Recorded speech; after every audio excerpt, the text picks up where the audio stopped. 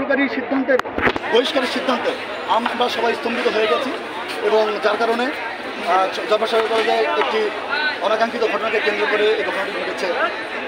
আমরা কেন্দ্রের কাছে বারবার তদন্তের দাবি জানিয়েছি, সঠিক তদন্তের মাধ্যমে দোষীদের ব্যবস্থা করা হোক, কিন্তু সেটা আমলে নেওয়া হয়নি, না নিয়ে বহিষ্কার আদেশ দেওয়া হয়েছে। আমরা ক্ষুব্ধ এবং আমরা মনে করি যে এটি দলের প্রতি একটা প্রভাব পড়েছে।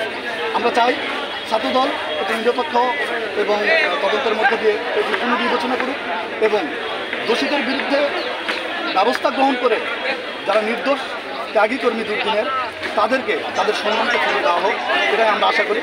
আর যদি আজকে সেন্ট্রাল থেকে আমাদেরকে আশ্বস্ত করা হয়েছে যে আমাদের বিষয়টি বিবেচনায় করে দেখবে, আমরা সেই বিষয়ের উপর আস্থা রেখে আমরা আপাতত আজকে অনশন কর্মসূচি ছিল, সেখান থেকে আমরা আপাতত 25 তারিখ পর্যন্ত আমরা স্থগিত রাখছি। যদি তারা আমাদের এই বিবেচনা না করে আমাদের বহিষ্কার আদেশ, তাহলে 25 তারিখ থেকে আমরা আরও বৃহৎ আন্দোলনে যাব। এটা হতে পারে যে আমরা ঘোষণা দিয়েছিলাম যে 3 শতাধিক নেতাকর্মী গণপদত্যাগের, এটি 5 শতাধিকেরও বেশি হতে পারে গণপদত্যাগ, এটি ছাত্রদলের উপর ব্যাপক প্রভাব।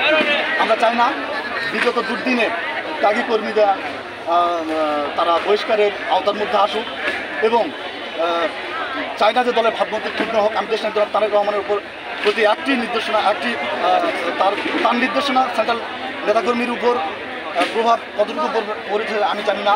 সেন্ট্রাল নেতাকর্মী তারেক রহমানের যে কথাবার্তা তার উপর ভিত্তি করে আমাদের এই বিষয়টা আমলে নেবে, এটা আমরা দৃঢ় বিশ্বাস করে 25 তারিখ পর্যন্ত আমরা আপাতত আমাদের কর্মসূচি স্থগিত রাখছি।